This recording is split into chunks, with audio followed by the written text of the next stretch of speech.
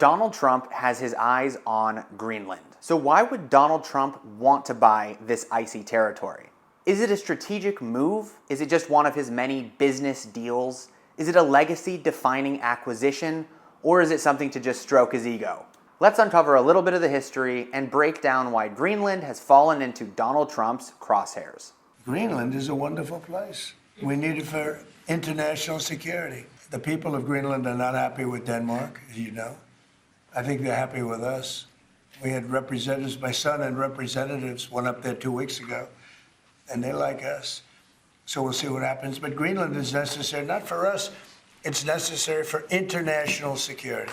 Looking back at history and some of the rhetoric that Donald Trump has been saying publicly since he's been elected, we can pinpoint these two specific narratives that are being used to further his Make America Great Again campaign when it comes to international policy. The first, manifest destiny. Manifest destiny is a term you may have heard before when talking about US expansionism, but really it comes from a journalist, John L. O'Sullivan, in 1845. He first used this term in a Democratic Review editorial that he wrote, speaking of America's destiny and duty of expanding the American experiment westward. The concept was rooted in the idea that the United States had a divine right to spread its democracy, its culture, and its values to the rest of North America. It became a key justification for the rapid territorial expansion of the United States in the 19th century and became an underlying current in the Mexican-American War and the annexation of Texas. Fast forward to 2025, Donald Trump alluded to manifest destiny in his inaugural speech,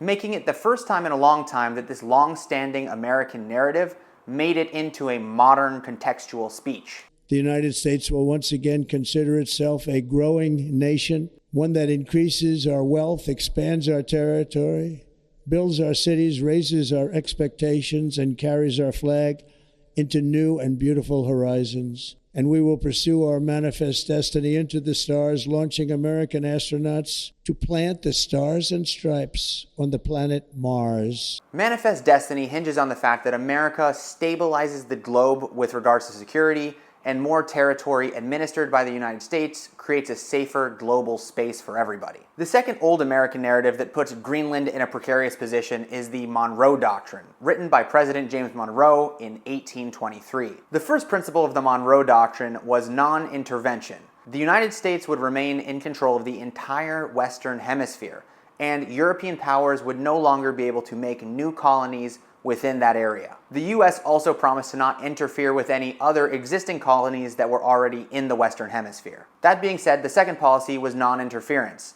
If things were happening in Europe, the US wanted no part of it. All of the focus of American political action would be in the hemisphere in which it was responsible for. That means that everything that happens in Canada, Central America, and the Caribbean, South America, has a stake for the United States, and Europe should not be involved. The Monroe Doctrine was seen as a bold new move to protect newly formed Latin American countries from European control and influence. As it progressed through time, it also meant that Latin American countries had to be aware of their big brother to the north to make sure that their internal policies and external friends and allies met the requirements of the American global influence, many of which leading to wars in South America over ideology, specifically in the 1970s and 80s. So we understand a little bit of the American perspective for the region.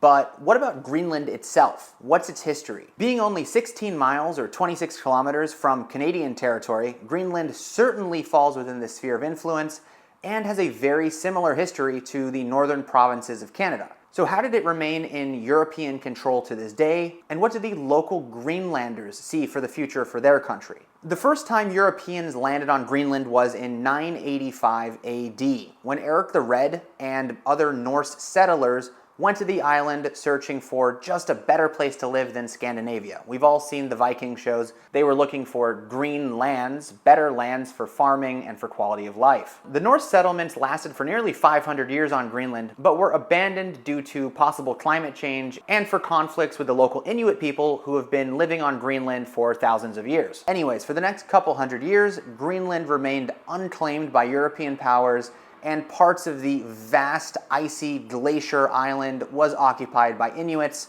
although the population was very small. Even today, there's only about 60,000 people who live in Greenland. In 1721, the Danish and Norwegians sent missionaries to Greenland and once again absorbed it into their mandate of power. The fact was that this was very far away, very inhospitable, so there was not a lot being built, not a lot of trade being done, but colonial territories are colonial territories. After the Napoleonic War in 1814, there was a treaty and Denmark was able to keep Greenland within their mandate. Again, the world keeps moving and Greenland remains cold without a lot of people. 1867 was the first time that the US were interested in acquiring Greenland. Secretary of State William H. Seward had just finished the acquisition and purchase of Alaska from Russia, and he was setting his eyes on expanding US influence eastward towards Europe by acquiring Greenland and Iceland, both of which were part of Denmark at the time. Although this was just talk, no formal action was ever taken. In 1933, the Danish and Norwegians had a bit of a dispute over who actually owned Greenland, since they had one kingdom and they split up, but the International Court of Justice affirmed that Greenland was in fact part of Denmark. I would say that the strategic importance of Greenland didn't really show itself until World War II, in 1940 specifically, after Nazi Germany occupied Denmark. Before the occupation, the US signed the Greenland Defense Agreement, in which military bases were built on the island to protect it from Nazi interference and Nazi conquest in the Western Hemisphere, which is the first time that Greenland played a specific role in transatlantic and Arctic defense, security, and trade. After defending it for the Danish and basically paying to build the new Europe, the United States decided, hey, this would be a good moment to buy Greenland. During the Harry S. Truman administration in 1946, they offered Denmark $100 million to buy the land and all of the strategic resources, but the Danish said no. This denial of sale actually put Greenland on the road to further autonomy within their political space, being integrated into Denmark into 1953, having home rule, which means they have a greater autonomy in 1979, and then being nearly fully autonomous in 2009. Today, and with the pressure from the United States, Greenland is continually talking about gaining its independence, although a really good chunk of the money that Greenland makes is direct subsidies from Denmark. So besides historical precedent that could put Greenland into the sphere of influence in the United States, I'm not sure how much more than Denmark or the local Inuits who already live there. Why does the US really want Greenland? Number one, it's purely strategic military location. So you can think of Greenland as sort of like a floating fortress in between North America with a great line of sight into the Arctic Circle. The US still operates Thule Air Force Base, which is critically important for missile defense and Arctic defense from the United States perspective, and is also a good deterrent for Russian aggression across the Arctic.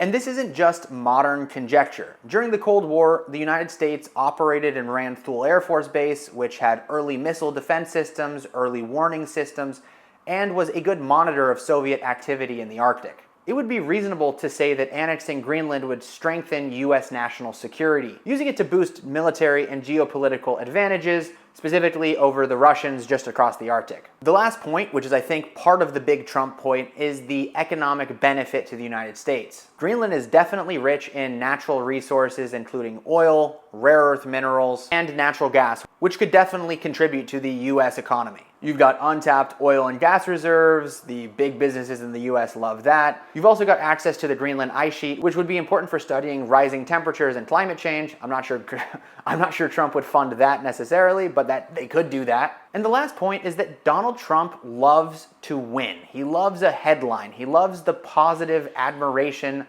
of his MAGA supporters. And the point would be that if he's the first president in nearly 60 to 70 years to acquire new land, new jobs, to continue the manifest destiny of a great country, would that be a big win for his legacy or for his ego or for whatever you want to call it? For me, I think that could definitely be part of it. He could also be sort of playing a mind game, as he seems to often be doing these days, where he actually prompts Greenland to push for autonomy, bringing them closer to the United States rather than being sort of a vassal state of Denmark and an influence of Europe. Who knows? What we do know is that in 2019, Donald Trump actually approached the Danish to purchase Greenland for about $600 million. For some reason at that moment, it wasn't such big headline news, but I think the fervor of the new election, the big political changes happening in the US in 2025, really pushed this to the surface, as well as talking about the acquisition or the recontrol of the Panama Canal, Greenland, and then of course what's happening with the wars in the Middle East and in Ukraine. So obviously the Danish and Greenlandic governments said, no, sorry Donald, you can't buy Greenland. And at the time, the premier of Greenland, Kim Kielsen, even said that it was undermining the chance at potential Greenlandic sovereignty and having their own country. Og jeg kan læne mig fuldstændig op af Kim Kielsens udtalelse. Selvfølgelig er Grønland ikke til salg, og i øvrigt er Grønland ikke Danmarks. Altså Grønland er grønlændernes. Og Kim Kielsen har jo sagt det meget klart, selvfølgelig bliver der ikke noget tale om noget som helst frasalg af Grønland. For good reason, many Greenlanders are skeptical of the United States coming in and exploiting their natural resources without generating stable jobs and a better quality of life for the people who are actually living there. However, to be functional, Greenland realizes that they need to play ball with the United States and keep an open and friendly partnership with the countries that border them, Canada and the US specifically, while at the same time trying to protect their political sovereignty and also their cultural heritage. So for me, as a person who loves political banter, and this is one of my first forays in it online, I would say this is a really interesting time in history. You're seeing the US take a completely different path than it has walked through many different terms, whether you're talking Obama, Bush, Clinton, and more recently with Joe Biden, and even partly Trump's first term. We're also seeing a restructuring of the nature of European interests, American interests, and how they relate to the global world security atmosphere, specifically regarding Russia and China. That means that innocuous territories that no one ever really thinks about, and honestly not a lot of people even live on, become important because this is the moment where the world is reorganizing itself. Influences are changing, political ideologies are changing, and people want different things than the status quo. Does that mean I think the United States are going to annex Greenland or that Denmark is going to give Greenland over to the United States for some reason? I really don't see that happening. I do see this as one of the big Trump talking point things. If anything, I can see what comes from this is that Greenland actually becomes the next newest country in the world, with Denmark relinquishing its claim to it. I would say that the US could take on the role of being the largest aid or economic boosting donor so that the US has more direct influence into Greenland and so that the Greenlandic government is willing to lease land for US companies to drill for more oil. That means that Greenland would be open for long-term trade partners, but also sort of to become a sort of vassal of a larger nation, that of course being the United States.